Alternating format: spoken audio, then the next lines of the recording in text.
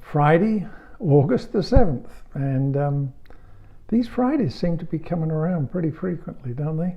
Um, so I want to talk to you today about prayer. So there was a young man went into a drugstore, and he purchased 3 boxes of chocolates, a small box, a medium box, and a large box. And when the pharmacist asked him about the 3 boxes, he said, well, I'm going over to a new girlfriend's house for supper tonight, and then we're going out. If she only lets me hold her hand, then I'm going to give her the small box. If she gives me a kiss on the cheek, then I'll give her the medium box. But if she really gives me a passionate kiss on the lips, he says, I'm going to give her the big box. And so he made his purchases and went out. Well, that evening, as he went over to his girlfriend's family for dinner, he asked if he could open the meal in prayer. And he began to pray. He prayed up an earnest, intense prayer. It lasted for several minutes. And I think his girlfriend was stunned, because she turned around to him and whispered, she said, well, you never told me you were such a religious person.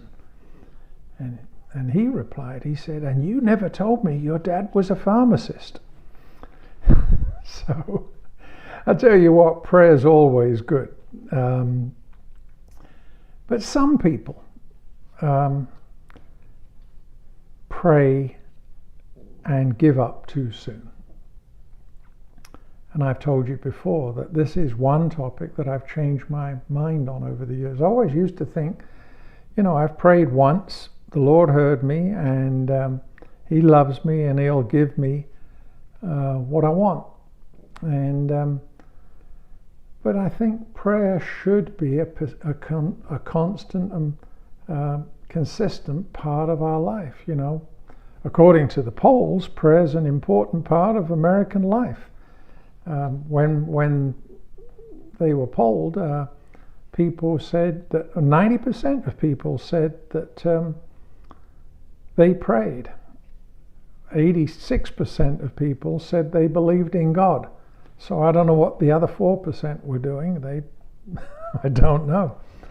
But 83% said that they favor prayers at graduation exercises, and 70% said they favored prayer in school. So that 13%, I guess, thought that prayer was helpful once the kids left school, but it wasn't necessary in school. I don't know what that means. But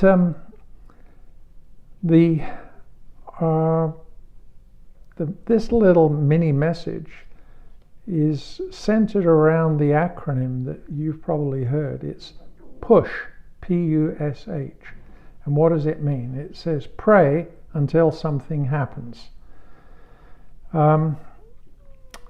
It's interesting to me that when the disciples came to the Lord, they asked Him, Lord, teach us how to pray. They didn't say, teach us how to do miracles, teach us how to heal the sick, teach us how to raise the dead, because they had been watching Him.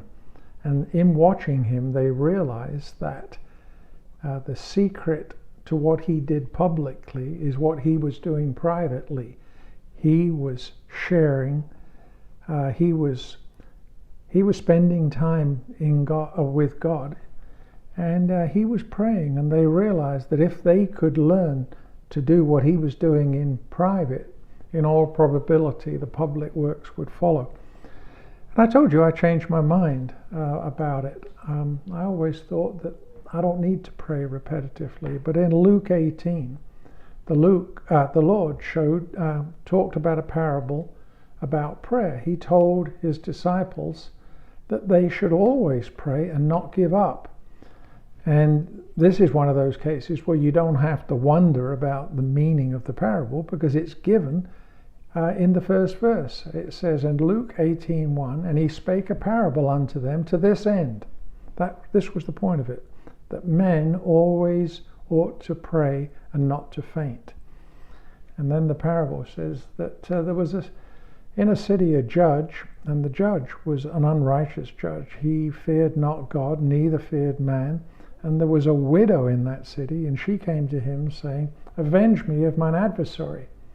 And he would not for a while. But afterwards he said within himself, "Though I fear not God, nor regard man, yet because this widow troubleth me, I will avenge her, lest by her continual coming she weary me." And that weary me literally means, lest she almost gives me a poke in the eye. And the Lord said, "Hear what the unjust judge said. And shall not God avenge his own elect, which cry day and night unto him, though he bear long with them? I tell you, he will avenge them speedily." So what's he saying? He's saying that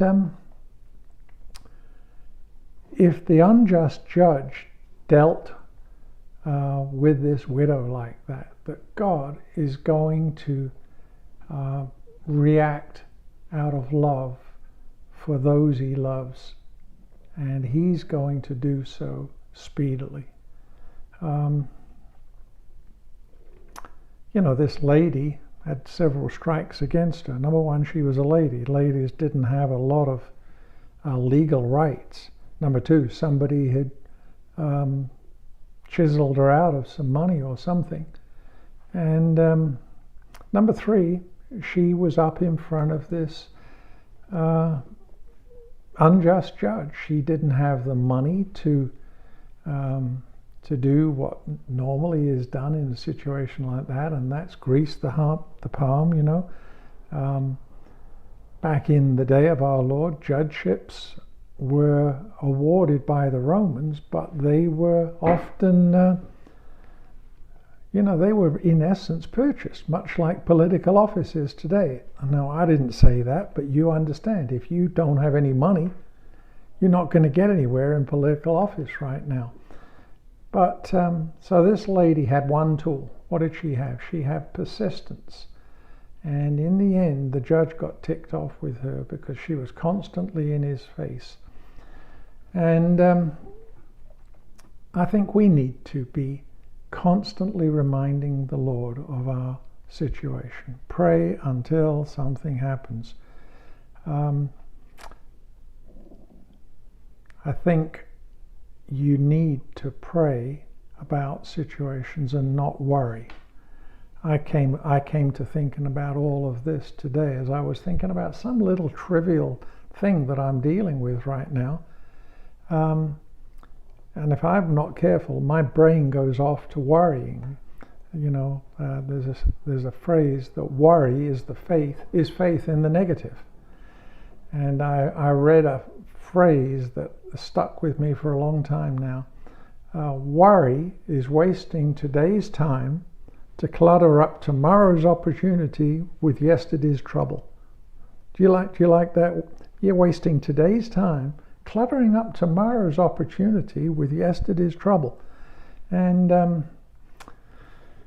I've heard it says that worrying is like rocking in a rocking chair. It gives you something to do, but you don't go anywhere with it. And then point number 2 is pray until something happens. Don't quit. Pray persistently. This widow kept praying. And the most effective prayers in the Bible are those that are prayed persistently. In Psalm 55, David wrote that I will call to God and the Lord saves me. Evening, morning, and noon I cry out in distress and he hears my voice. So David wasn't like taking a day vitamin. He was praying all day long, praying in the morning, the afternoon, the evening. He was there. You remember the story of Hannah. Hannah wanted a child, and she prayed, and for years her prayers were not answered. She didn't say, well, I guess it's not God's will for me to have a child. She just kept on praying, and eventually her faith, her persistence was rewarded, and God gave her a son. Not any son, but Samuel, the mighty prophet. So persistence is an important factor in prayer. whatever you're facing right now, don't be tempted to give up. If you're ever tempted to give up, remember the composer Brahms. It took him 7 years to write the lullaby. Not a very long piece of music. He kept at it, and he took him 7 years to write it. Probably because he kept falling asleep at the piano. I don't know, but it was a long time that he prayed. And then don't doubt. Number 3, don't doubt. Pray positively. This morning I read I watched a little video from somebody that was talking about the necessity for abstaining or fasting. And they weren't talking about the fasting from food, but they were talking about the fasting from negative thoughts. Too often that we allow our prayers to have, well, he didn't do it yet, and he didn't do it for Mabel, and Uncle Harry died from it, etc., etc. The fact of the matter is we have to pray expecting that God is going to answer.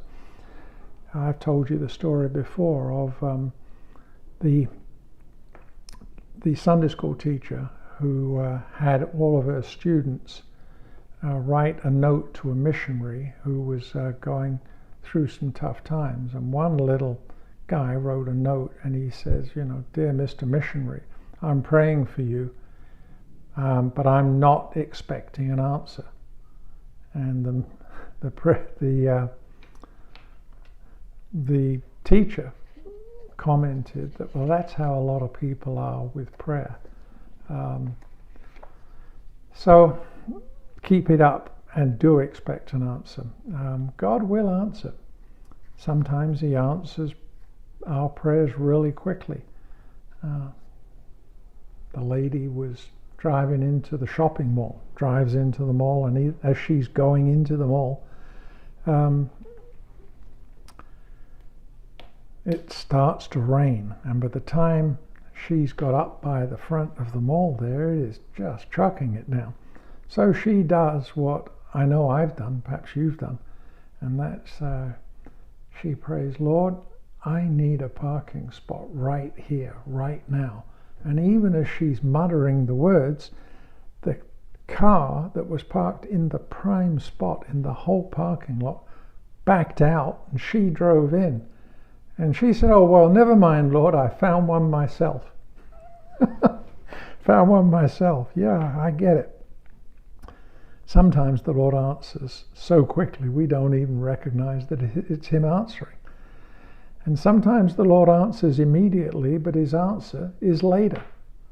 And that's really tough, isn't it? Sometimes we just want it when we want it, and we want it now. But sometimes God may not answer what we want when we want it, but he may have a better plan in mind for you and for me. And you look at your circumstances and say, well, I don't know what the better plan can be because my life is preoccupied with X. And but do we trust God or do we not? Ruth Graham, the wife of Billy Graham, once said, "If God had answered every prayer of mine, I would have married the wrong man 7 times." So God may have a better plan for you, and sometimes God may just answer no. That's not an answer that we want to hear, but sometimes we'll understand it one day, perhaps one day. Maybe it won't matter then. C.S. Lewis wrote that prayer is a request. And the essence of a request, as opposed to a demand, is that it may or may not be granted. And he said, if an infinitely wise being listens to the requests of finite and foolish people like you and me, of course he'll sometimes grant them and sometimes refuse them. And C.S. Lewis raised the question. He said, if God had granted all the silly prayers I've made in my life, where would I be now? So, interesting food for thought, right? So don't forget, today, fast from negative thinking and push. Pray until something happens. Sure love you. It's Friday. We'll be back on Sunday, and then next week we do it all again. Sure love you. See you then.